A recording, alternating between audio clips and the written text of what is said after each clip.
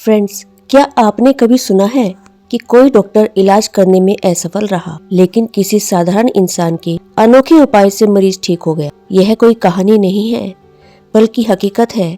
आज भी ऐसे मामले सामने आते हैं जहां मेडिकल साइंस की सीमाएं टूट जाती हैं और कुछ अविश्वसनीय हो जाता है। ऐसा सिर्फ पुराने जमाने में ही नहीं, बल्कि आज भी होता है। सवाल यह उठता है, आखिर ये चमत्कार होते कैसे हैं? क्या यह प्लेसिबो इफेक्ट का नतीजा होता है, या फिर कुछ चीजें आज भी विज्ञान की पकड़ से बाहर हैं? इसका फैसला आपको करना है इस वीडियो को देखने के बाद। यदि आप इस वीडियो को देखते हैं तो आपको इस विषय पर और अधिक जानकारी मिल सकती है और आप अपना निर्णय ले सकते हैं कि आखिरकार दवा और विश्वास की जंग में जीतेगा कौन। फ्रेंड्स, कई बार जब लोग अपनी बीमारी से पूरी तरह निराश हो जाते हैं और उम्मीद की आखिरी किरण भी बुझने लगती है, तब वे किसी भी उपाय को अपनाने के लिए तैयार हो जाते हैं, चाहे वह कितना भी अजीब क्यों ना हो। और दिलचस्प बात तो यह है कि इन्हीं अजीबोगरीब तरीकों से कई मरीज ठीक भी हो जाते हैं। आखिर ऐसा होता क्यों है?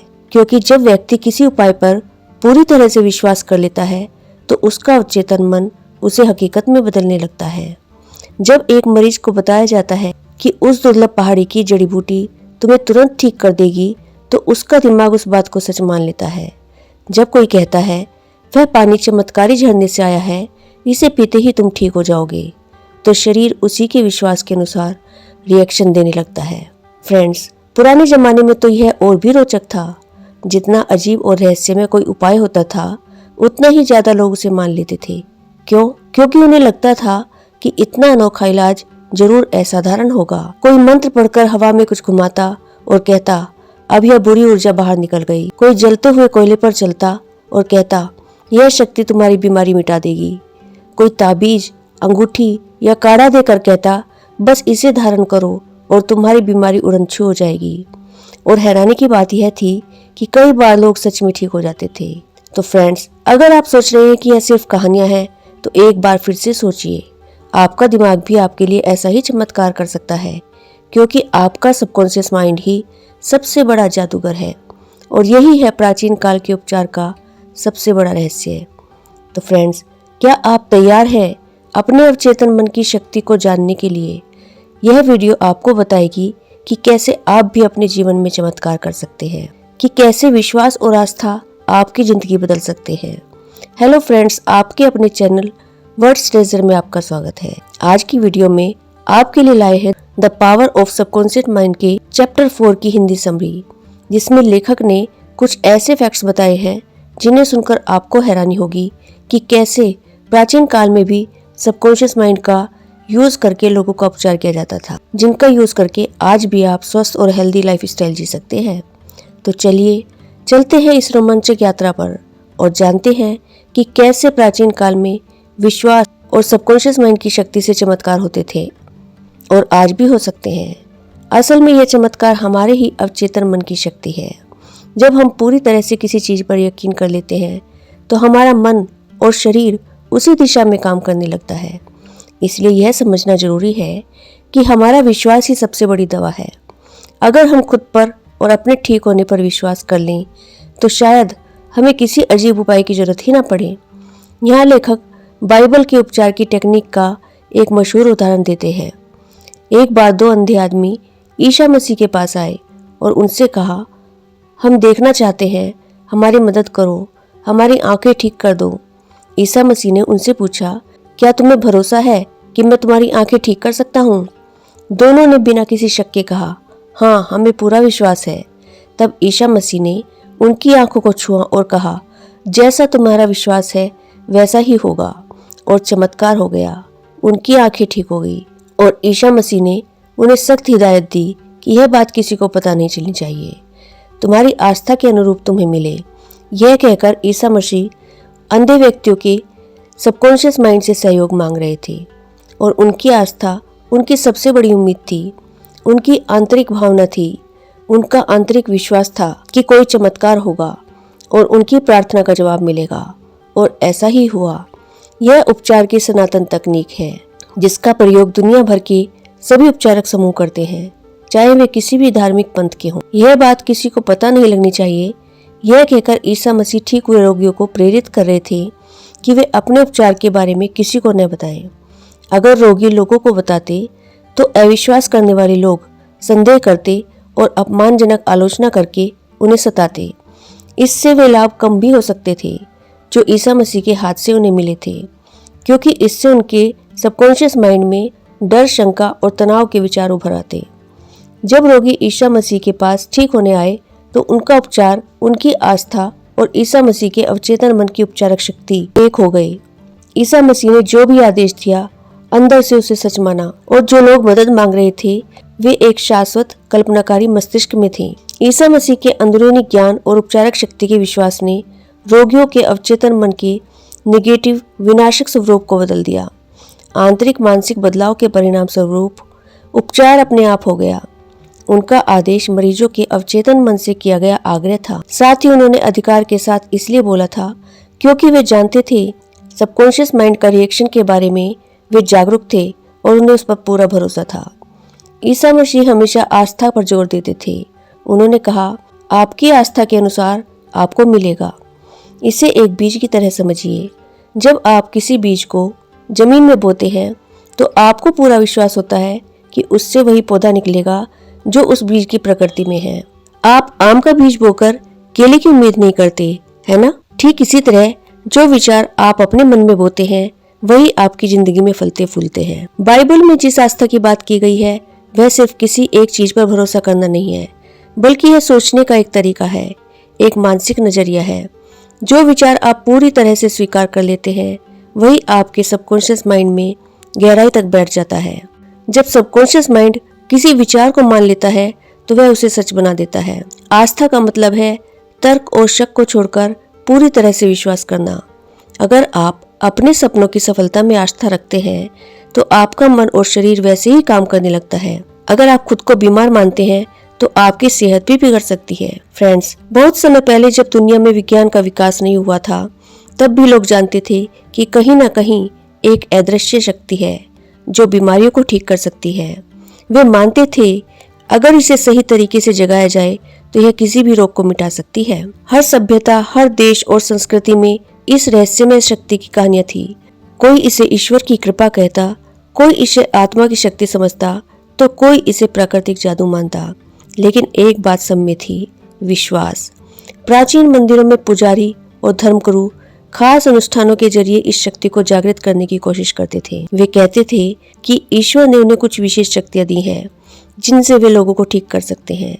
इन उपचारों के तरीके अलग अलग थे। रोगी पर हाथ रखकर उसे आशीर्वाद दिया जाता था।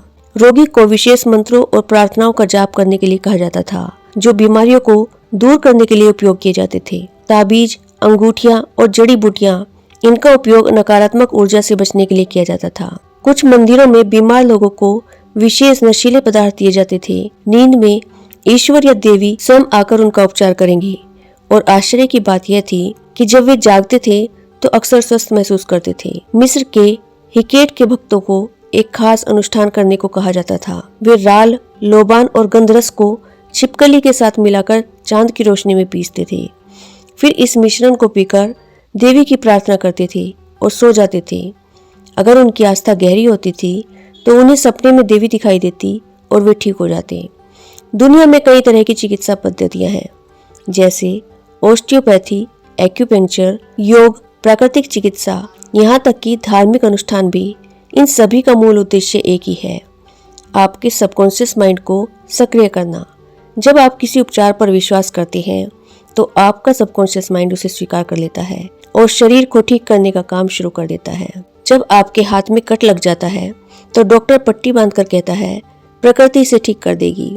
यहाँ प्रकृति का मतलब है आपका सबकॉन्शियस माइंड, जो घाव को भरने का काम करता है। सबकॉन्शियस माइंड का सबसे महत्वपूर्ण काम है आत्मरक्षा। यह हमेशा आपकी सुरक्षा के लिए काम करता है, चाहे वह आपके शरीर को बीमारी से बचाना हो या आपको खतरे से दूर रखना हो। सबकॉन्शियस माइंड हर समय सतर्क रहता है।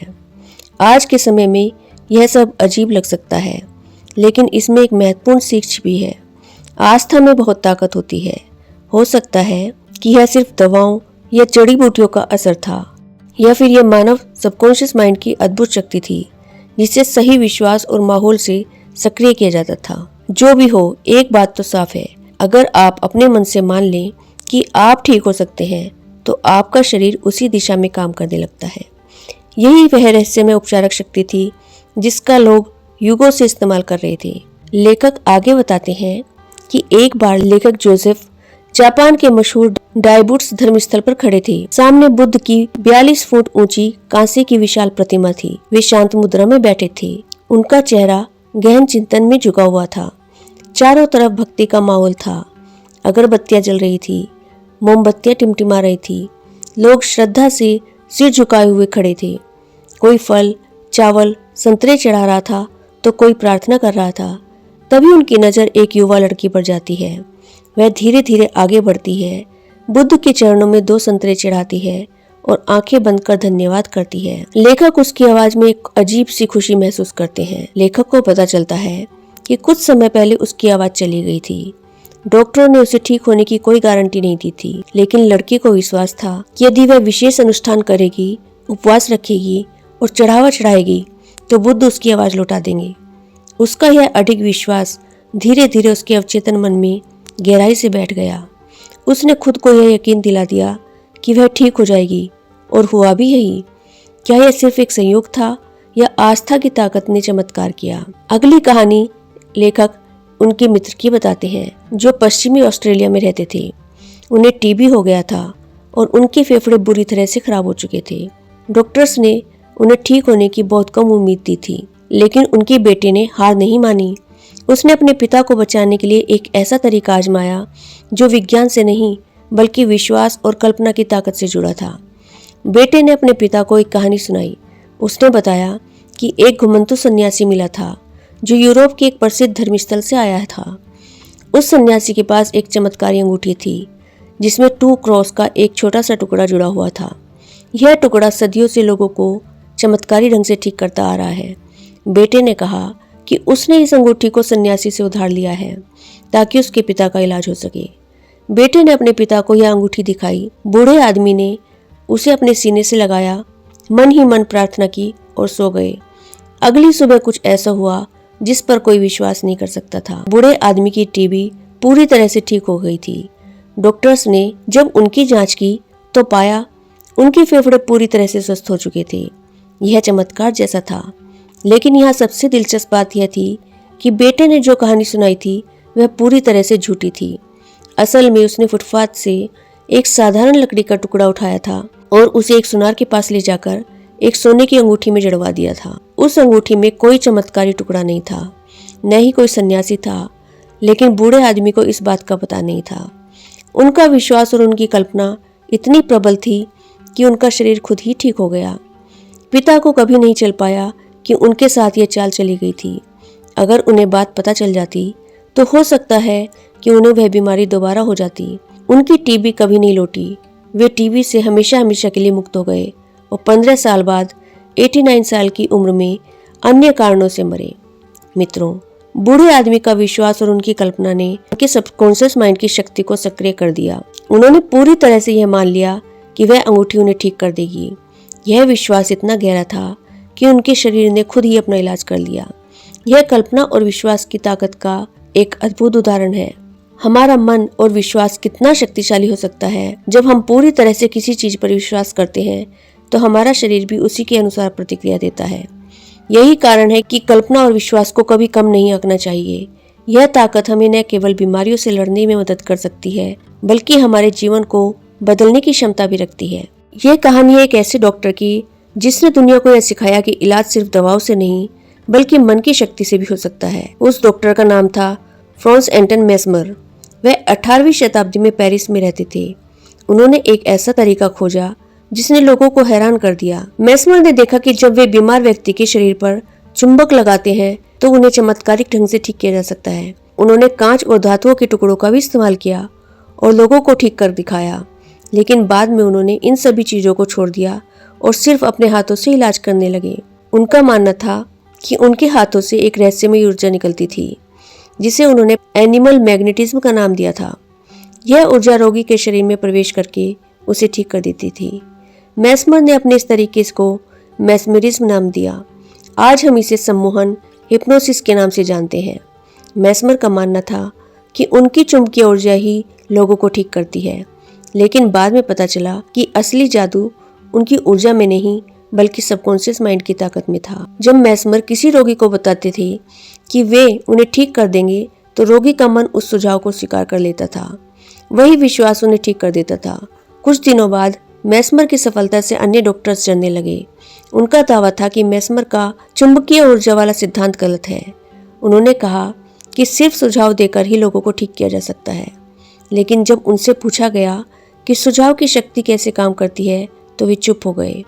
उन्हें यह नहीं पता था कि यह सब कैसे होता है। फ्रेंड्स, आखिरकार यह स्पष्ट हो गया कि मैस्मर और अन्य डॉक्टर्स के उपचार का असली स्रोत सबकॉन्शियस माइंड था। चाहे वह चुंबकीय ऊर्जा हो, सजेशन हो या कोई और तरीका, सभी का मकसद एक ही था, सबकॉन्शियस माइंड को सक्रिय करना। जब आप किसी चीज पर पूरी तरह से विश्वास करते हैं तो आपका सबकॉन्शियस माइंड उसे सच मान लेता है। यही कारण है कि धार्मिक अनुष्ठान, योग, एक्यूपंक्चर और अन्य उपचार पद्धतियां काम करती हैं और सभी का मूल सिद्धांत एक ही है, आस्था और विश्वास। एक व्यक्ति जिस तरीके से ठीक होता है दूसरा भी उसी तरीके से ठीक हो जाता है। हाँ, यह हो सकता है कि दोनों के सिद्धांत या तरीके भिन्न हो, लेकिन उपचार की प्रक्रिया एक ही है और वह है विश्वास। सिर्फ एक ही उपचारक शक्ति है, आपका अवचेतन मन। आप अपना मनपसंद सिद्धांत, विश्वास और तरीका चुन सकते हैं। आप विश्वास रखें। अगर आपको विश्वास है तो आपको परिणाम अवश्य मिलेंगे। एक दूसरी कहानी लेखक ऐसे डॉक्टर की बताते हैं जिसने सदियों पहले यह समझ लिया था कि इंसान का विश्वास और आस्था कितनी शक्तिशाली हो सकती है। उनका नाम था फिलिपिस पैरासेल्स। उन्होंने एक ऐसा सिद्धांत दिया जो हमें आज भी हैरान कर देता है। पैरासेल्स ने कहा था, आपकी आस्था की वस्तु सच्ची हो या झूठी, आपको परिणाम समान ही मिलेंगे।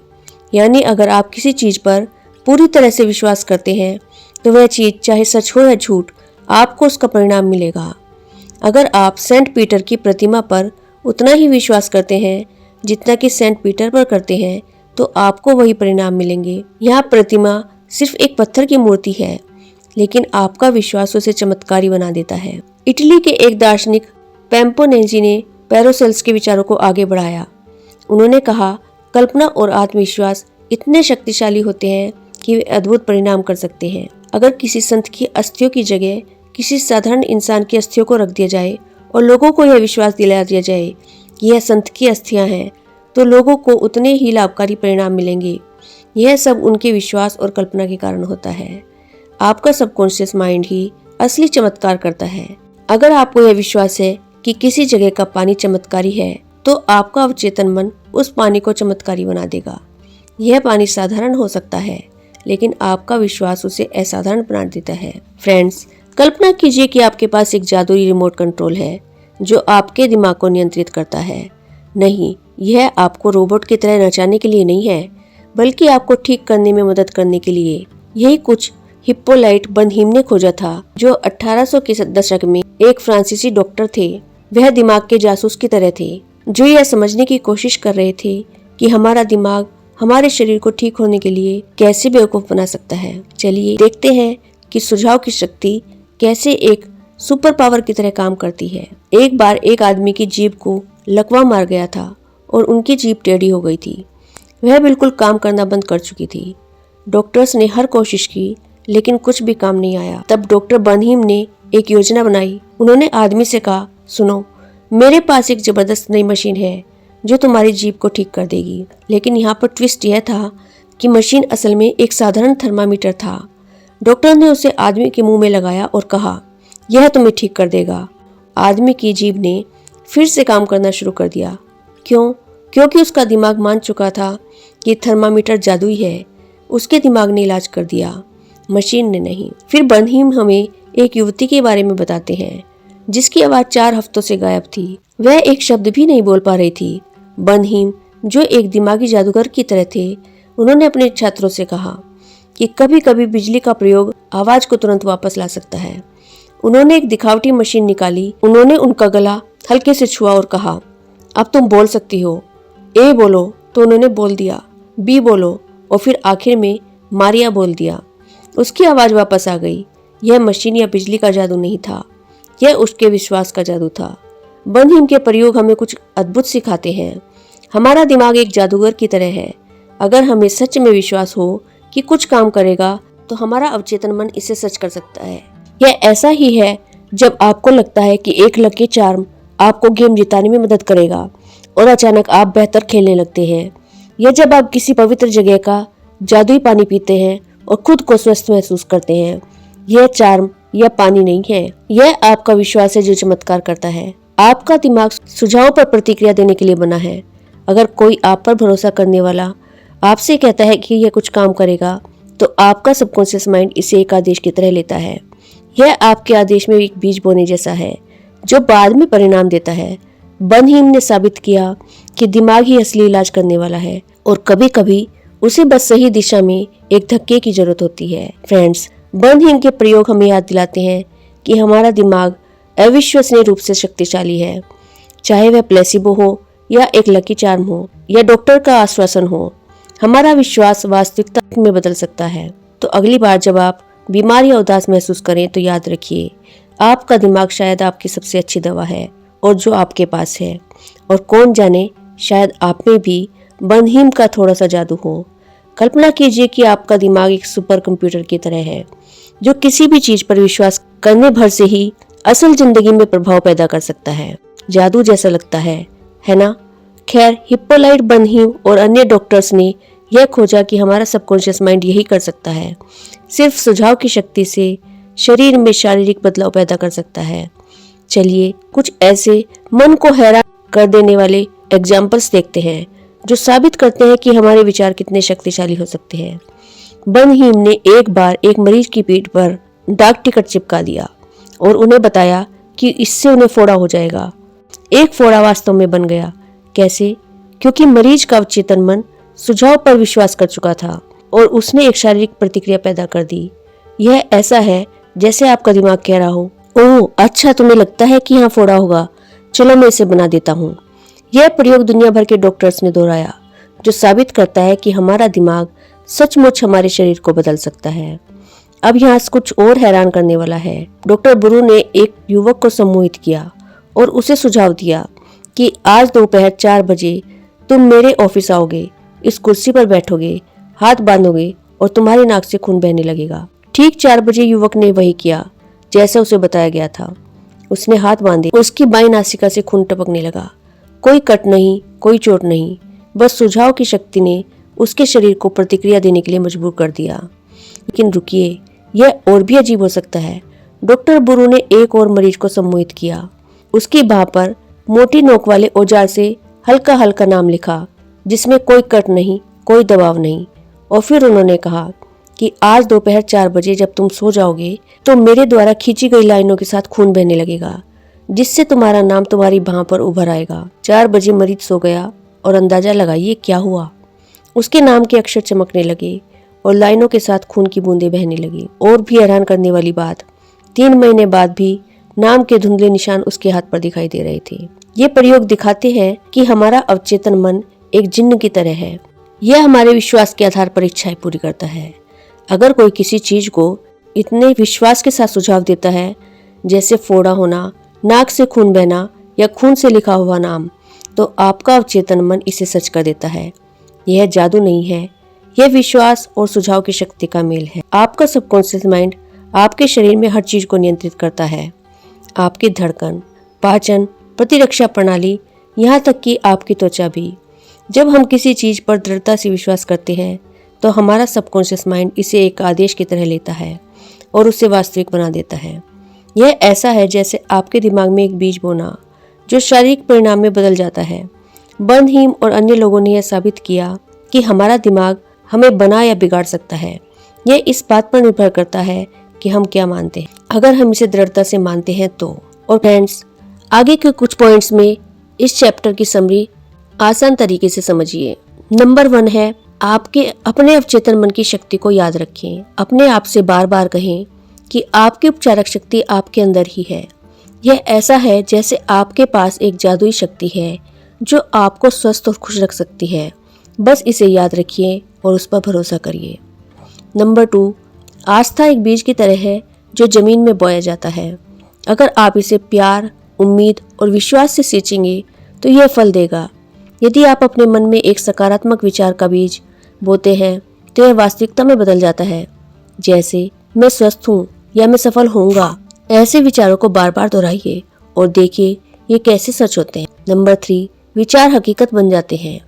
किसी पुस्तक, आविष्कार या नाटक का विचार पहले मस्तिष्क में पैदा होता है, यही विचार हकीकत बन जाता है। अगर आप किसी चीज पर विश्वास करते हैं तो वह आपके जीवन में प्रकट हो जाएगी। जैसे अगर आप मानते हैं कि आप अच्छे लेखक हैं तो आपकी किताब एक दिन बेस्ट सेलर बन सकती है। नंबर 4, प्रार्थना की शक्ति। जब आप किसी और के लिए प्रार्थना करते हैं तो आपका सबकॉन्शियस माइंड उनके अवचेतन मन को प्रभावित करता है। आपकी पॉजिटिव एनर्जी उनके नेगेटिव विचारों को बदल सकती है और अद्भुत परिणाम दे सकती है।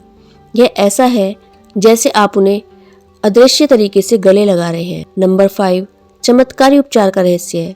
धर्म स्थलों पर होने वाले चमत्कारी उपचारों का रहस्य कल्पना शक्ति और आस्था में छिपा है। लोग पूरी आस्था से किसी चीज पर विश्वास करते हैं तो उनका सबकॉन्शियस माइंड उन्हें ठीक कर देता है। यह कोई जादू नहीं बल्कि सबकॉन्शियस माइंड की शक्ति है। नंबर 6, रोग माइंड से शुरू होते हैं। सभी रोग पहले मस्तिष्क में पैदा होते हैं। अगर आपके माइंड में निगेटिव विचार हैं तो शरीर पर प्रकट हो सकते हैं। इसलिए पॉजिटिव सोचें और स्वस्थ रहें। नंबर 7, सम्मोहन और सुझाव की शक्ति। सम्मोहन के जरिए किसी को किसी भी बीमारी के लक्षण महसूस कराए जा सकते हैं। यह साबित करता है कि हमारे विचार कितने शक्तिशाली हैं। अगर आप मानते हैं कि आप बीमार हैं तो आप बीमार हो सकते हैं, इसलिए पॉजिटिव सोचना जरूरी है। नंबर 8, उपचार की एकमात्र प्रक्रिया आस्था है। उपचार का सिर्फ एक ही तरीका है, आस्था। आपका अवचेतन मन ही सबसे बड़ा उपचारक है। अगर आप मानते हैं कि आप ठीक हो जाएंगे तो आप ठीक हो जाएंगे। नंबर 9, आस्था सच या झूठ, जैसा आप चाहेंगे वैसा परिणाम मिलेगा। चाहे आपकी आस्था की वस्तु सच्ची हो या झूठी, आपको परिणाम मिलेगा। आपका सबकॉन्शियस माइंड आपके विचारों पर प्रतिक्रिया करता है। इसलिए सकारात्मक विचारों को अपनाएं और देखें कि आपका जीवन कैसे बदलता है। फ्रेंड्स, इस चैप्टर की समरी हमें सिखाती है कि हमारा मन हमारे जीवन का निर्माता है। अगर हम सकारात्मक सोचें और अपने सबकॉन्शियस माइंड की शक्ति पर विश्वास करें तो हम कुछ भी हासिल कर सकते हैं।